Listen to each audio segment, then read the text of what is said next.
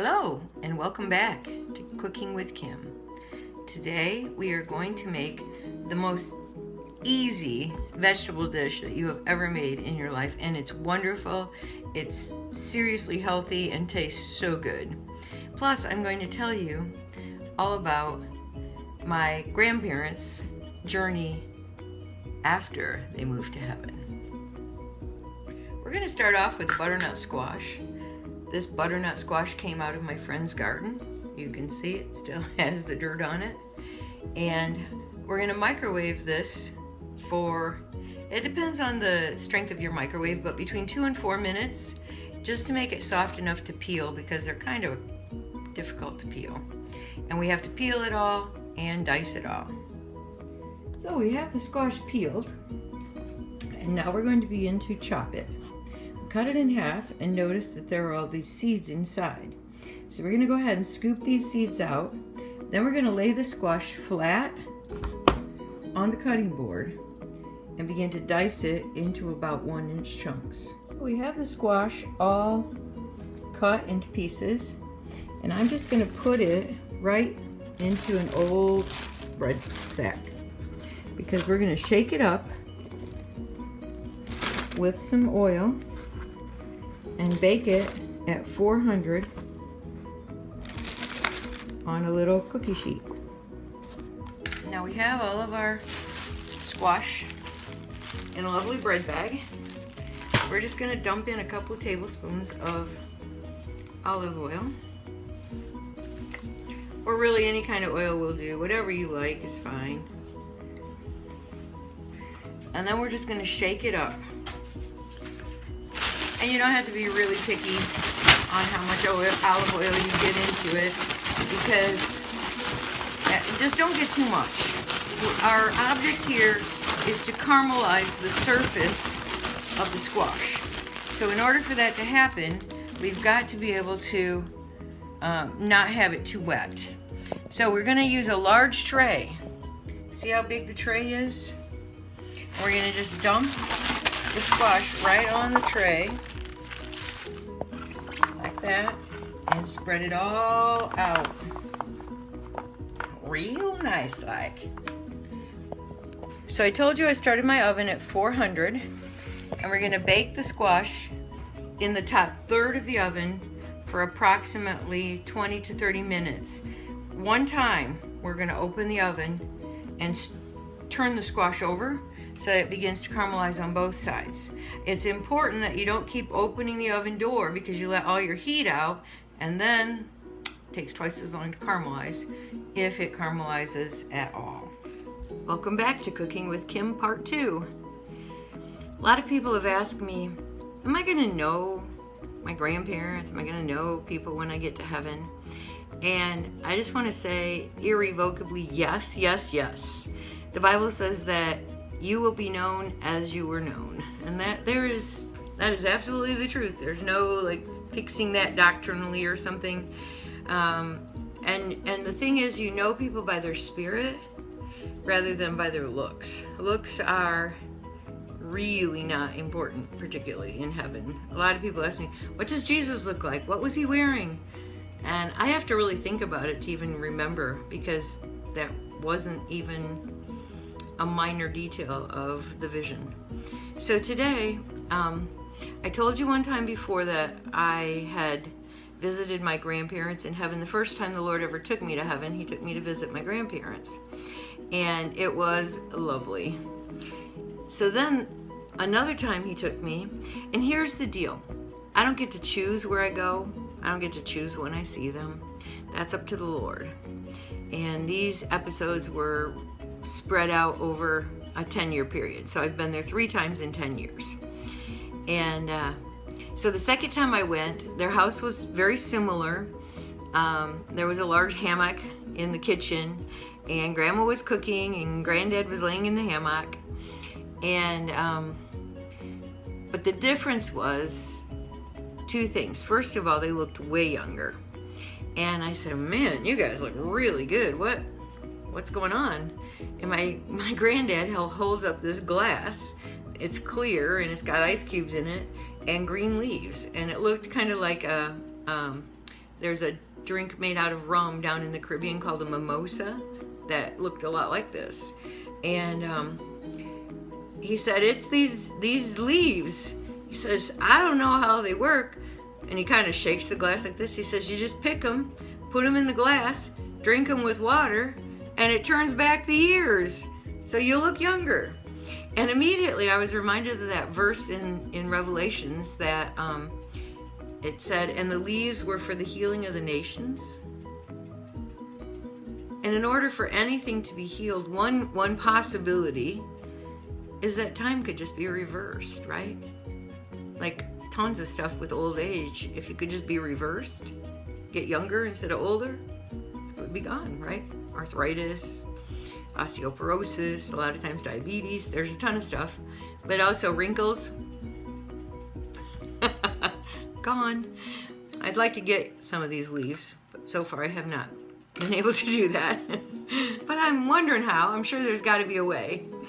The second thing was, that time when I was there, both Granddad and Grandma began to speak to me about my destiny and about the importance of me fulfilling my destiny and my ministry to the world. And when they finished preaching at me, which was very rare because they didn't really discuss religion ever with me. I knew they were Christians. When I first got saved, I wrote them a fiery letter about what hell was like and you better be born again and Jesus and all that. And Grandma wrote me back and thanked me very much for my concern about their salvation and assured me they were both born again.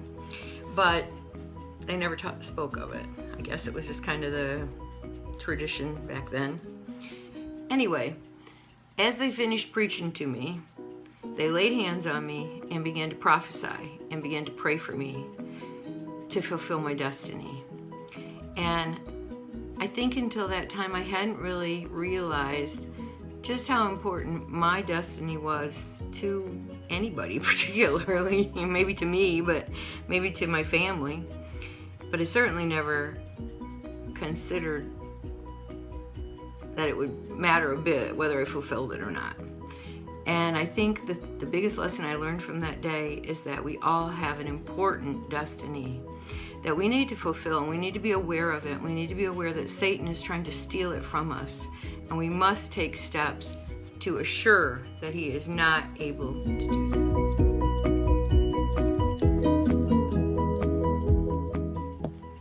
So my second story is about the third time I visited with JD and Gladys. That was their names.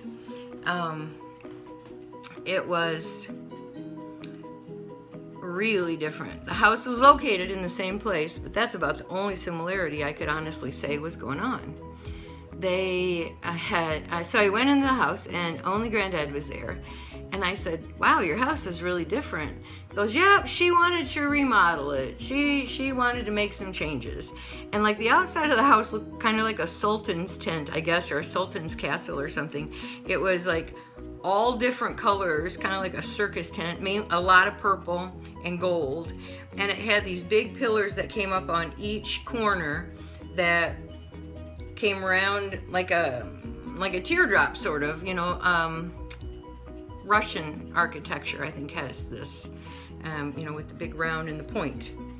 And then in the center, it went up to a big point and had one of those teardrops on the top of that.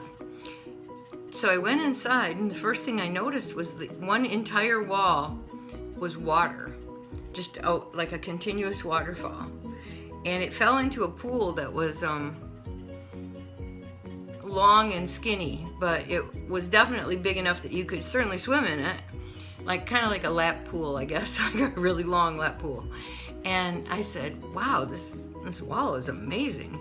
He goes, yep, she likes water. So we decided we'd put in a water wall, and that way we can get in there and swim too anytime we want to. And if we're thirsty, we can get in there and drink. And if we want to relax, we can just lay in there and the living water will flow through us all the time. I said, wow, that's pretty cool. Where is Grandma right now? He said, well, she went to a prayer meeting.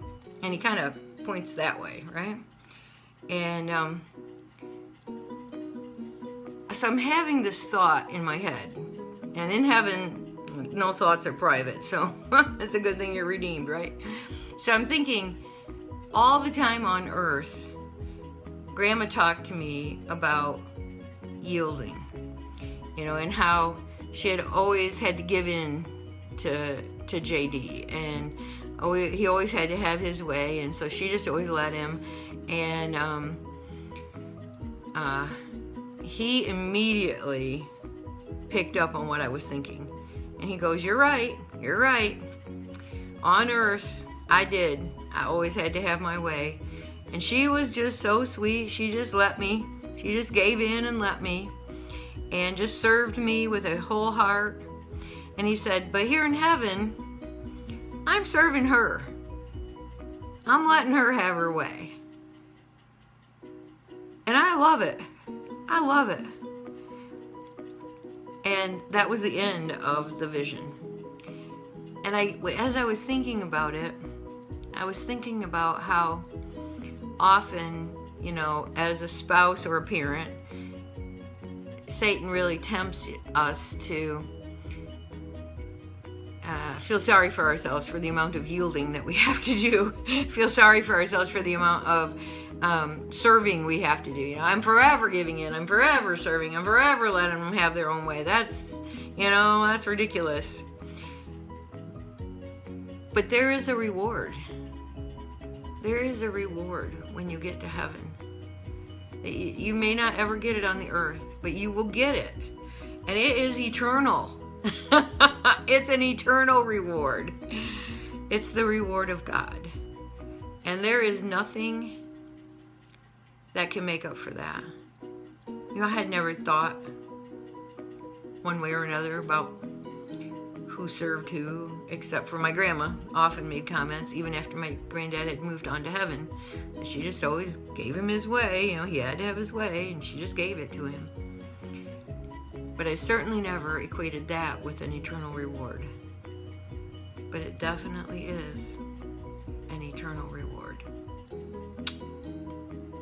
So just remind yourself of that the next time you're serving and giving in, letting somebody else have their own way, because love does not demand their own way. And the love of God lives right here and lives in you too. Right? So, we're going to check that squash and see how it came out. And oh my goodness, you are going to love this. See you in a minute. So it's been 20 minutes and I just checked the squash. We can check it again together. And it is definitely not ready. You want the squash to have a nice, lovely caramel, like a little brown on the bottom of it. And it doesn't. So I turned it and I set the timer for 20 minutes more. And we're gonna take a look at it again in 20 minutes. This is our lovely finished product. As you can see, there's this nice brown caramelization that has taken place on at least one side. They're a little sticky to get off, but that's okay. See how caramelized they are? They're just lovely and they're wonderful. You're gonna finish the product by adding kosher salt. And I'm kind of generous with my kosher salt. The other thing we can add is nut topping, glazed pecans. They are wonderful. I'm just going to set the camera down right here while I open them. We're just going to sprinkle them on the top and mix them in with the